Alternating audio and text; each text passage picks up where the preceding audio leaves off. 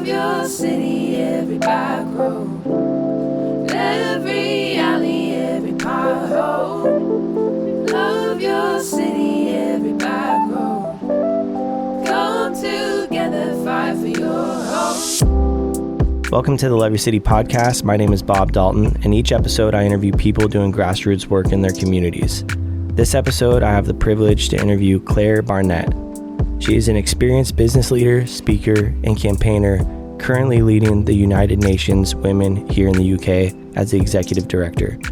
Their mission is to ensure that every woman and girl has access to safety, choice, and a voice. Thank you for being with me. Thanks so much for having me. It's so fun to be in London. This is my first time here. Oh, it's great that you're here and you've brought the good weather with you. Oh man, and this is my first international interview, so this is really exciting. But so grateful for the work that you're doing, so excited to learn about it. Women have had a massive impact on my life. I was raised by a single mother, grew up with my sister who I shared a room with all the way up until I was 16 years old. And I got married pretty young. I got married at 20 years old. My wife was 19, high school sweetheart. Women have shaped who I am today. And it blows me away that we're still dealing with, in 2022, the fight for women's rights and safety. How are we still here? Yeah, I mean, it's the all-important question, right? I think people often say to me, why do you care about gender inequality? And I think it's a more interesting question to ask, why do other people not care? I think the issue with gender inequality is that it's insidious. So it's had all of human history to embed itself in our society. And so it's big things, but it's also little things. It's big things like the fact that if we experience a natural disaster, women and children are still 15 times more likely to die because of sociocultural reasons and inability to escape. You know, they're more likely to have dependents. It's the fact that the COVID pandemic is likely to have pushed an additional 47 million women and girls into extreme poverty, which is less than $1.90 a day. And they already make up the majority of the extreme poor, of the world's climate refugees. You know, it's the fact that at least 1 in 3 women worldwide will have experienced domestic or intimate partner violence. But it's also those little things. So it's the person who I was getting into the lift earlier with a bag full of, bits of equipment for a workshop that I'm running. And I was searching through like Post-its and pens to find my pass. And he said, women in their handbags, you know, and it's the person who says, it's sad that she was attacked, but look what she was wearing. You know, what did she expect? And I think these people don't realize their behavior is the enemy of gender equality, but it is. And so I think that's why it's so tricky, that actually there are systemic issues holding women back economically, politically, just in terms of their choice over their body and their future. But a lot of this is perpetuated by these small actions and small stereotypes that we're so used to that we don't challenge. So I think there's still a huge amount of work to do. But every time we experience a new challenge, whether that is climate change, whether it's a COVID pandemic or another illness coming our way, whether it's conflict, all of these issues are deeply gendered. So every time we're seeing women and girls being impacted predominantly hardest, first, and less likely to be able to recover. So we need to be ready for those things coming our way by really challenging gender inequality now. Give us a little history on women's rights here in London and overall in the UK.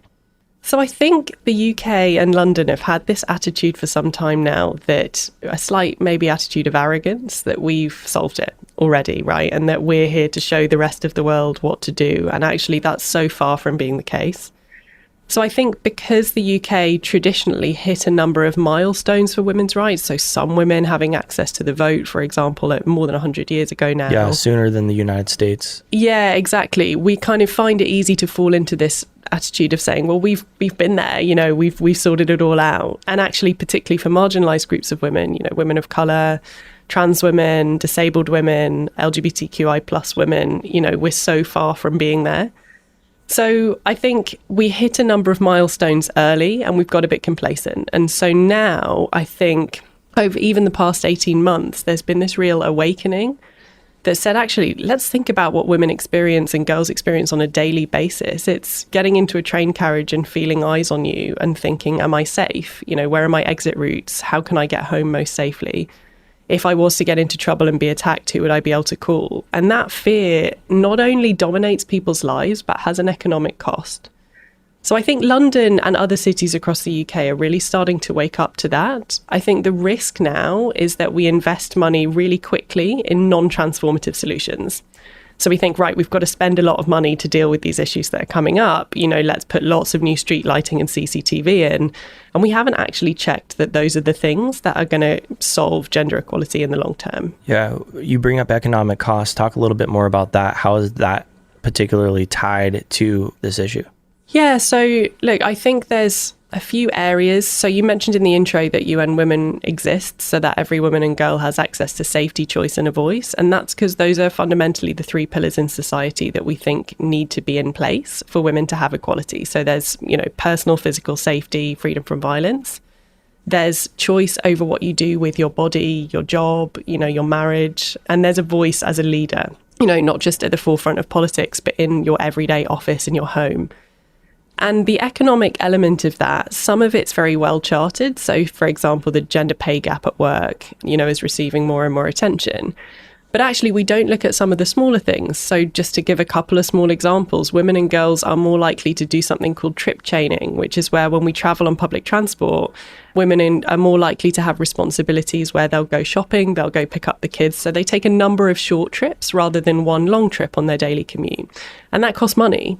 That tends to cost extra. And so some city leaders, including London, are recognising that actually we can't be charging women for those extra responsibilities. Similarly, the amount of money that women and girls spend on staying safe. So getting taxis when they should otherwise be using green methods of transport just because they don't feel that they're safe to be on the train or bus alone at night, even after dark in winter.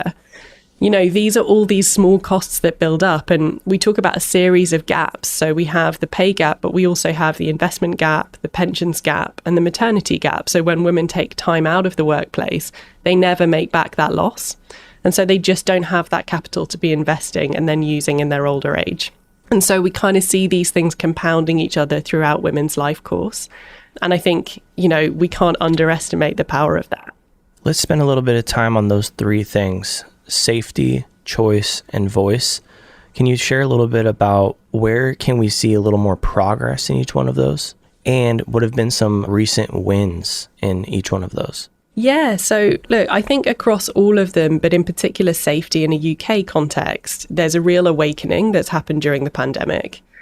At UN Women, we talked about the shadow pandemic of violence against women that came with the COVID pandemic. So while we were stuck at home, unfortunately, that meant that people were stuck at home with abusers where they lived in an unsafe household. And so those rates of abuse and of calls to helplines seeking help skyrocketed. And these are issues that tend to be underreported. So actually, we usually don't know when and where they're happening. But if we know that people are using helplines, 5-10 times more than before, we can see that issue. And so I think, firstly, the world opened its eyes to how much is going on behind closed doors. And that doesn't mean it's solved, but it is a real awakening piece. And then I think, secondly, that time at home where we all said, we have to be in lockdown. Imagine being outside again, right? Like, imagine what you would want public spaces to look like if you were going to return to them tomorrow. Gave us a moment to really reflect and say, well, I don't want to accept what I've always accepted. I want this to look different and I want it to be better and more inclusive for me. So I think in the safety realm, we've seen a real shift in that national conversation. We released a big UN Women UK report on the prevalence of sexual harassment in the UK, very sadly in the same week that a woman went missing and was later found to have been murdered by a police officer. And the national narrative, shifted from these are isolated incidents to this is a systemic issue that women are no longer willing to tolerate. And so I think that has been a huge shift that we've seen. And I think that's a win in itself. I think the next win will be making sure that the grassroots community interventions are the right ones. And I think in the voice and a choice realms, to take choice as a really obvious example, of course, the world is now speaking about rights to safe and free abortion. And, while nations like the US are turning away from that, you see other nations becoming more activist and turning towards women's reproductive choice. So Sierra Leone has been working with UN Women for a number of years and has just announced that they will make abortion available. And so I think I get inspiration from others really stepping up into the space and saying, we could just all feel despair about the fact that in many places gender equality is going backwards, or we could say, I'm going to step up and do something about it. And I think that's what the UN Women Global Community is about, is giving people the tools and the support to step up and say, I'm going to do something different. Yeah, and for people who aren't necessarily aware of the UN, can you give an overview of what the United Nations is? Yeah, of course. So, look, we often find that people say, I think I should have heard of UN Women, but I don't think I actually have. And I think that's because, the UN was set up as part of the post-war peace efforts. And people often think the UN is one thing, right? It's nations coming together, it's sitting in that famous assembly hall in New York, and it's discussing important issues. And that is part of it. Often what they're thinking of is the UN Security Council. But actually, there are lots of entities that sit within it, including UN Women. So shortly after the UN as a whole was created, you saw the springing up of agencies like UNICEF, the World Bank, High Commission for Refugees, some of these really well-known entities that are now some of our biggest. Fast forward to 2010 and you have the creation of UN Women. So it took us a few years to work out that we need an international entity working for gender equality, but I'm glad that we now have. And that means that as UN Women, we have this challenge of being a really small but mighty entity within the system. So UN Women is young, but still has a huge mandate. It has, the mandate to deliver grassroots programs serving the world's most vulnerable alongside local entities. It has the mandate to work with governments and private sector companies to help change their attitude to gender equality and get them to take more action. But it also has this third part to its mandate, which is really supporting civil society and creating normative change. So shifting beliefs, changing attitudes, and that makes it unique. No other entity within the UN system has that mandate. And it's really critical because if you take a crisis we've been doing a lot of work with recently, our biggest office, even before the crisis in Afghanistan and the Taliban takeover, was there. And so we've been working with women there for a decade to help them achieve progress and goals in gender equality, to help them have access to education, to work. And so now international aid is pouring to people in that country. But if we don't make sure that that aid is going to the right place and that it's reaching women and girls, then there's no point in us donating to those charities, right? Because it's not reaching all, it's not for the benefit of all. So that's where the part of the mandate that UN Women has around shifting attitudes comes in, is making sure that there are women and girls at the table and working out where those financial flows go. So UN Women UK is part of that global family. We're also a separately incorporated charity here in the UK. And so all of the work that we build is based on the knowledge and expertise of the UN Women global family, but also really created by our grassroots community in the UK. And that's tens of thousands of women, girls and marginalised people just coming together saying this is the change we want to see. We're not willing to accept the status quo anymore. And so let's come together and design something different. Yeah, and as you know, I'm a huge fan of grassroots work on a local level. I believe it's one of the most effective ways that we can address problems. Talk a little bit about some of the grassroots work that you're doing here in London and what your involvement in is it? Yeah, I'd love to. So our flagship program here is called Safe Spaces Now. It's based on a framework of change that UN Women has run for 10 years, more than 10 years now around the world, starting with some of the world's most dangerous cities where the most work was needed, and then working across globally. And the Mayor of London put his hand up and signed up to this programme 3, 4, 5 years ago now. And so what came out of that was something called the Women's Night Safety Charter, which was organisations across London signing up to say we want to do more to make women and girls safe at night. And that was a great step. But several years on, we saw that not as much change has happened as we'd like. And also that these organisations were saying, where's the support for us to know how to make this happen? And so we created Safe Spaces Now over the course of 2018 and 19 and really launched at the start of 2020, planning a roadshow across the UK, starting in London, working with the Roundhouse, which is an amazing youth-led venue here, and I Weigh, Jamila Jamil's campaign. And so one event in, the COVID pandemic happened, right? So suddenly we were forced back into our homes and had to use digital means to run the campaign, which at first seemed like a complete crisis for being able to get out into communities and deliver support work to local young grassroots activists, but actually allowed us this time to really do some design thinking together as a community. So we spent the first couple of lockdowns in the UK bringing together around 10,000 women, girls and marginalised people and running these design thinking workshops where they were allowed to create their own visions for what public spaces should look like.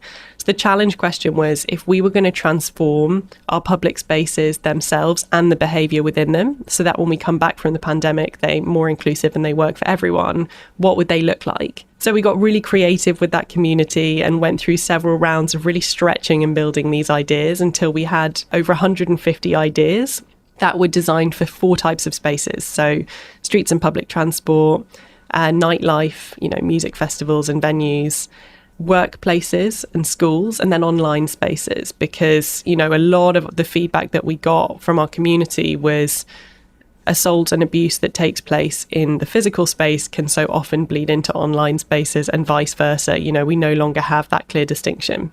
And we whittled those ideas through social media polling and, work with schools and a whole bunch of outreach work down to 12 ideas that we said, if we can implement these 12 ideas in UK public spaces in the next 3 years, that would have really got us a long way. And so we're now in that phase. So, last weekend and this coming weekend, I'm going to be at music festivals delivering our Safe Spaces Now tent, where we have volunteer guardian angels helping to keep people safe on site. We train the music festival staff, security, and then we do a lot of educational work where we just get people to come into our fun interactive space and learn about how they can be a better bystander and prevent violence and harassment. So it's very exciting. I think some of us at one point felt like we were never going to be able to get back into public spaces and put these ideas into action. But to see them really coming to life is very rewarding. Yeah, something to really be proud about. That's awesome. Most of the people, if not all of the people that I interview, somewhere in their journey, something had happened or they witnessed something to cause them to be all in with the particular cause that they're involved in. Was there something in your journey or what led you to going all in on this particular cause and dedicating your career to this mission? Yeah, I think you're right. A lot of people have an aha moment, right? And actually, we have a campaign called He for She where we work with men and boys on achieving gender equality, because obviously gender inequality hurts everyone. It's not just a women and girls thing. And often that aha moment will be seeing a daughter going to university for the first time or working her way up in the workplace and actually seeing the challenges and barriers from her side.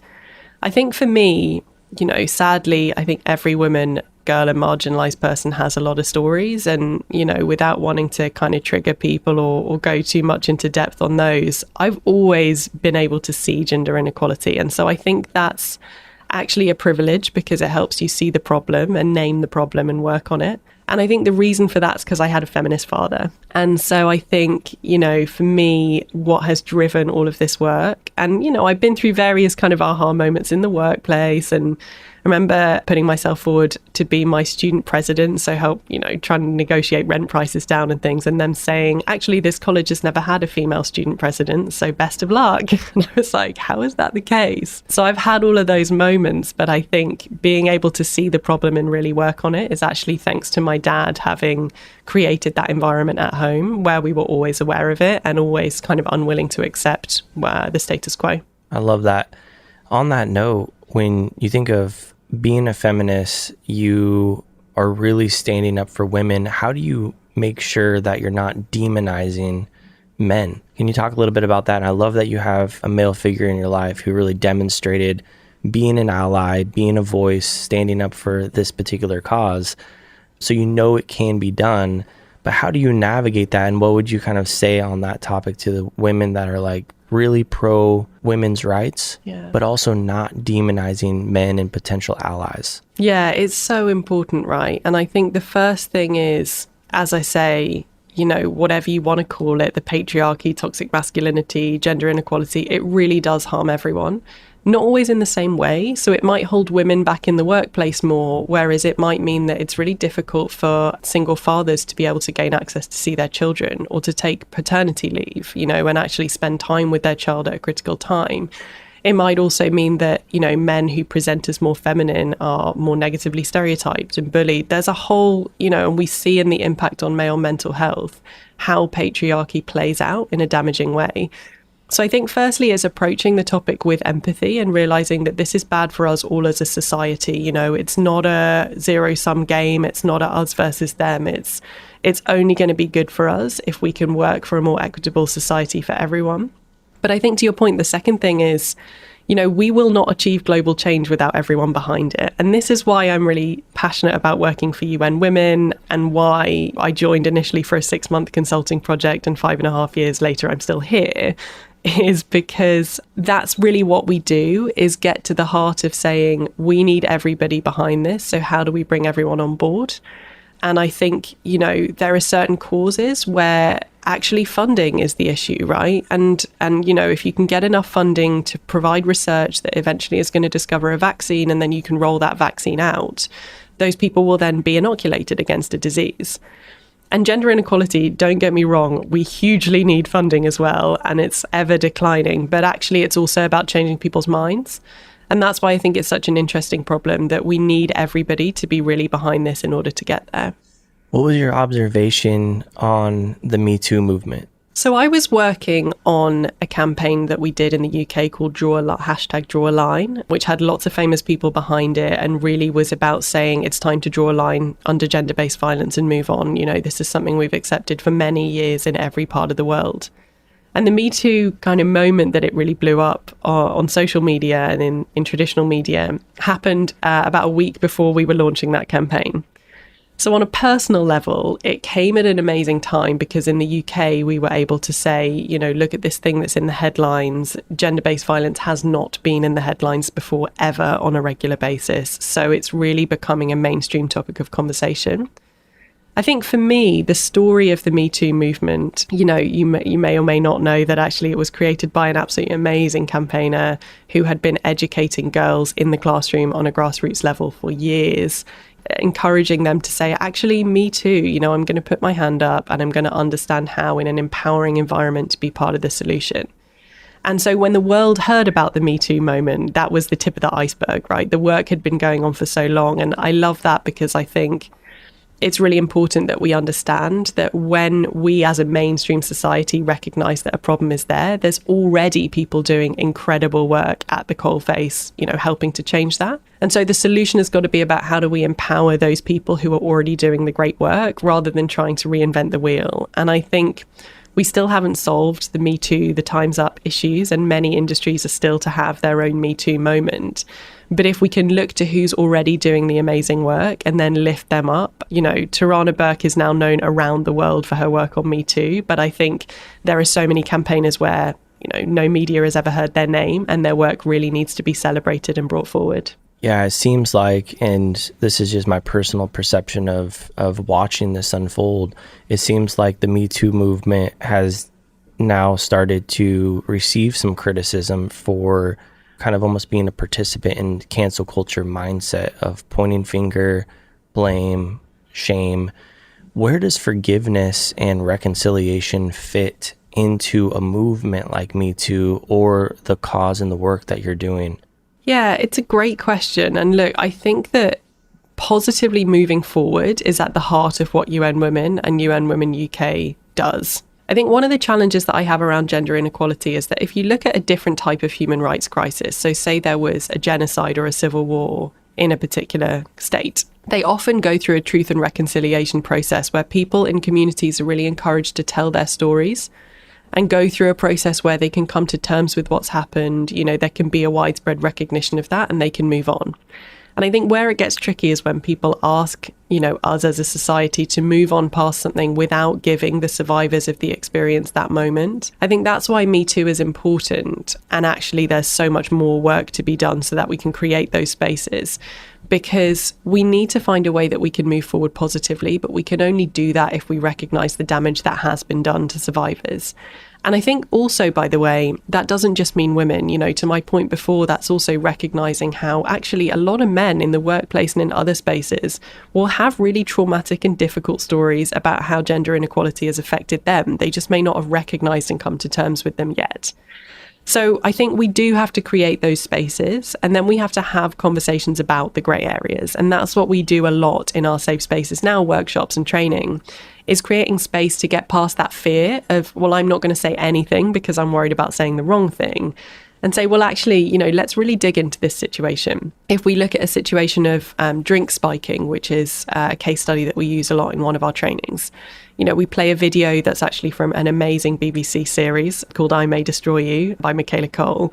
And we say to people, well, look, this person's in a nightclub. They look like they're a bit unsafe. They're intoxicated, maybe. Look at all of the people in the background of this scene who could have helped step in and stop it. Who could have, how might they have, and we talk about that. And often people start by saying, well, she's drunk, so she kind of brought that on herself. And then we reveal that actually her drink's been spiked. And then it's kind of a conversation about, well, does that change how you feel about it? And is that right that it changes how you feel about it? At first you said this is really on her. And now you're saying, well, actually, that's not fair. She needs help. Well, maybe she needs help anyway, right? And how might we enact that in future? So I think the way to get around that fear is just creating really safe spaces where there are no wrong answers and we come together as communities and have those conversations. Yeah, I love that. It's a lot about the narrative. Like, what is the narrative that we're actually telling? In the United States, mainstream media is primarily focused on the problems of society, and which is probably why it drives a lot of the perceptions and the reactions from the American society on how we're thinking about and approaching these problems. And then when something positive starts to rise up, we start to see that negatively get attacked, unfortunately. What has been the media's role with this particular cause, either negative or positively? What has been their role when dealing with women's rights here in the UK? Yeah, I mean, it's a great question and a huge question in terms of women's rights. I guess because it's one of the biggest topics of conversation in the UK and in London over the past kind of couple of years, to take the public safety piece as an example, I think it's the media that has really shifted the conversation. So I think they've played a hugely important role. And I'm really actually proud of the journalists who've led the way on this. I do think that they took the research that we released and, that kind of really went into public consciousness. So we showed that only 3% of 18 to 24-year-old women in the UK said that they had not been sexually harassed. And that was kind of being chanted at rallies. It was on placard banners. That was a statistic that really stuck in people's minds. And the journalists leading this conversation used that to shift it from a conversation about, another tragic isolated incident to, we as a society are sick of this. This has got to stop. And we're calling for legislative change. We're calling for change in schools. We're calling for, every level of attitudinal change. And so I think they've really led that. I think there are two challenges that come next, right? One is moving on to the next thing. So as I think a lot of people have very rightly said has been an issue with Black Lives Matter in the UK and other nations, saying, right, okay, we've talked about that. What's the next issue? Well, this hasn't been dealt with in any shape or form, right? We're just starting. So I think that's one risk. And I think the other is leaving out some of the most marginalized voices. So, it was easy for us to rally around a very well-known murder of very public eye murder of a woman who a lot of people in the media and in leadership roles felt represented them. But we also need to pay attention to the deaths of women who don't represent groups or don't look like groups like the people in leadership positions, right? And I think it's a criticism that is very rightly being leveraged at some of the UK media is, what about those voices that are less in the mainstream, have traditionally been overlooked, and yet their stories matter as well. So I think if we can make sure that we remember this is a systemic issue, really unpick how it affects the most marginalized groups, and then focus on, okay, what do we know are the changes that work? We will get there. And I think the media are with us on that. But yeah, hopefully the work of those brave journalists will keep being platformed. Yeah, amazing. Well, I own my own company. I employ people. I have a pretty good sized team. Taking off my podcast host hat and putting on my CEO hat, what would be your advice or feedback to somebody like me in the position that I'm in? That's such a great question. So I think firstly, we always want to ask business leaders, what is it that drives you in this space? Because there's always something, right? There's always a way in. There's always something that is really your passion project. And if you're going to give up your time outside your very busy day job to do some work on this, it's going to have to come from a place of passion. I think the second thing is realizing that, we're not here to attack or to hold people to account. We're here to support change. And so we will call out where we don't see change happening. But actually, we're here to help. So I think both internally within organizations, it's recognizing that there's always work to be done, and that if we pretend that our organization doesn't have any problems, it will catch up with us. We are seeing that through Metoo and other movements. And so actually, it's so much better to be on the front foot and say, this is what we're doing internally to really improve. But also externally, looking at our spheres of influence quite creatively and saying, well, okay, I as an organization may have only this amount of funding that I can give, but what else can I do? Like maybe I can reach hundreds of thousands of public, consumers. Maybe I can send a letter that says, hey, this bill is going through and I really need you to support this. And not every brand is activist, right? So I think for non-activist CEOs and business leaders, what we say is there are creative ways that you can create change as well. So we're working with a taxi company at the moment here in London, Addison Lee, who are not traditionally an activist brand. They're seen as a more traditional, trusted organization. And so what they've done is said, well, let's use that influence that we have to train our taxi drivers to help prevent and spot sexual harassment and abuse, and to understand misogyny, and then roll that out so that all taxi drivers in the UK can benefit from that. And that's something that isn't kind of standing with placards trying to change the law, but it's finding their own way to influence change. And I think we all have a way to do that. Yeah, I think a lot of people want to be a part of the solution. I really believe that. I really think a lot of people want to be a contributor, to do the right thing, but a lot of people don't know where to start. What are some of the resources or things that you would point people to that they can become more familiarized, educated, and involved? Well, there's a whole host of great books. And as a bit of a bookworm myself, I think it's always a really great place to start. Libraries are free and there's great books in there. I think I would always direct people to join our community. So we have a digital community. People can sign up as volunteers and community members on our website, which is unwomenuk.org. And in that community, we share, events, volunteering opportunities, great books that people can read, and all sorts of materials that really just provide a way in, but also a way to create positive change. And for any listeners who are in the UK, we would love them to come along to our events. We do a bunch of these every year, and there are opportunities from learning about climate justice, which we did at COP26 through a series of grassroots events at the end of last year, to volunteering at music festivals and helping to make those safer. So I think there's always a way. I would also encourage people to really look around in their local communities and in their own workplaces, because so often there's amazing initiatives happening, but we overlook them because we kind of have that mindset of like, I want to be the person who starts it, right? And so I think if we're talented people, we should be thinking, well, what's around me that I can give my time, skills and money to support? Yeah, and I'll actually get a list of books and resources, and I'll list them on our podcast page, loveyourcity.org/podcast, with your interview. What would you say to all the women out there who are on the front lines championing this cause? It's exhausting at times, it's challenging, it's frustrating. What would you say to all those women who are really putting in the time and the work and giving it their all? Yeah, I mean, firstly, from one person working in the women's sector to another, I would say a huge thank you. I would also say I think there are a few reasons why people give up and don't create change. One, like you say, is fatigue. Just thinking, look, I've been doing this for generations and I'm not or for decades, and I'm not seeing the change that I want to see. I think another is that time and money gets invested in non-transformative solutions. So, we're having endless role modeling breakfasts, and yet we're not seeing the gender balance in our company change. Well, that's often because there is no proven theory of change that says a role modeling breakfast will change the pipeline. And I think with any other issue, especially in the workplace, if we were looking at an audit challenge or an IT transformation, we would have the data that said that worked before we invested money in it, right? Yeah. So I think it's also really challenging, like, do we know this works? And of what we do know works, are we doing it? And then I think the third reason that change doesn't happen is people say, well, I'm not going to be the first mover, but when someone else does, I'll jump. And I think we're too late for that now. We've seen a lot of people thinking, well, I won't speak up about this now, and actually then being caught out, a company being found out to have a lot of issues and having pushed them under the rug. And so I think for those people listening who haven't yet got involved because they're a bit worried about it, just dive right in. There are no wrong answers, and a lot of us are worried about getting cancelled. Look, honestly, people forgive and forget very quickly, and it's more important to be doing the work than to be worrying about your words. But I think for the people who are in that fatigued bucket and are saying, oh, I've been doing this work for so long and I'm just not seeing the change that I want to see, it is happening. It might not be happening in your town or your workplace, but the work that you're doing is making it happen somewhere. And so if enough of us can keep the passion going, and every time we have a moment like returning to public spaces from the pandemic where we can get public attention and start to reset our expectations, that is a moment of power.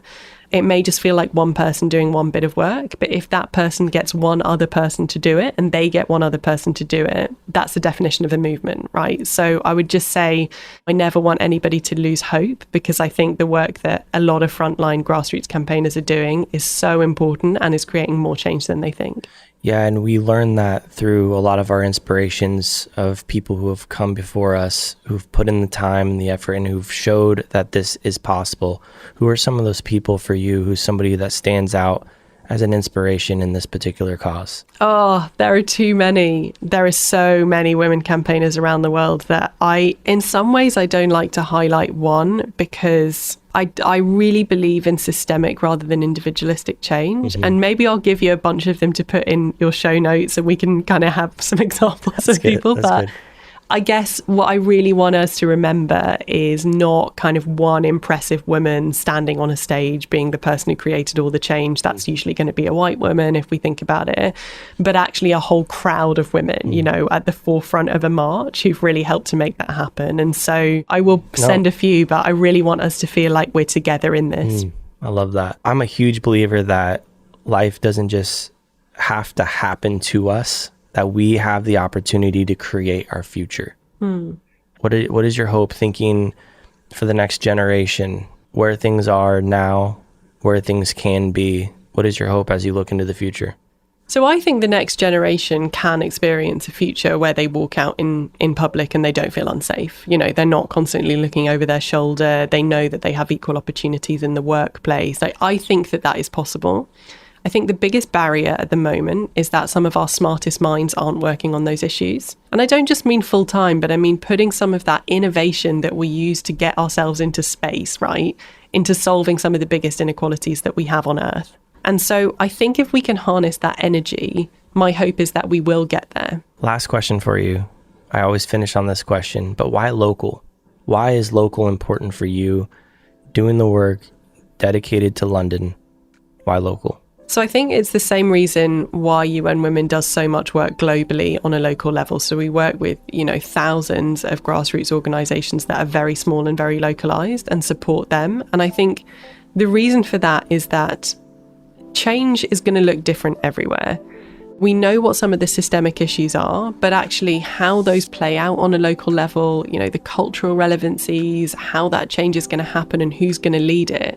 It has to be a local thing. Otherwise, it feels like it doesn't come from the community for the community, right? It just feels like it comes from above and we're being told, right, that law is the answer.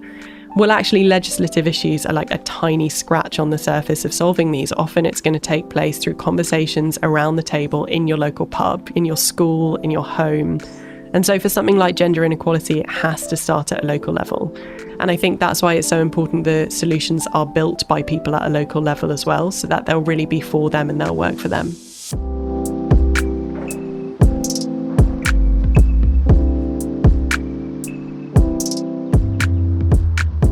Thanks for listening to this episode of the Love Your City podcast. If you want to find ways to get involved in your community, you can visit loveyourcity.org. If you have any questions or recommendations of grassroots leaders or nonprofits that we should be aware of, email us at media@loveyourcity.org.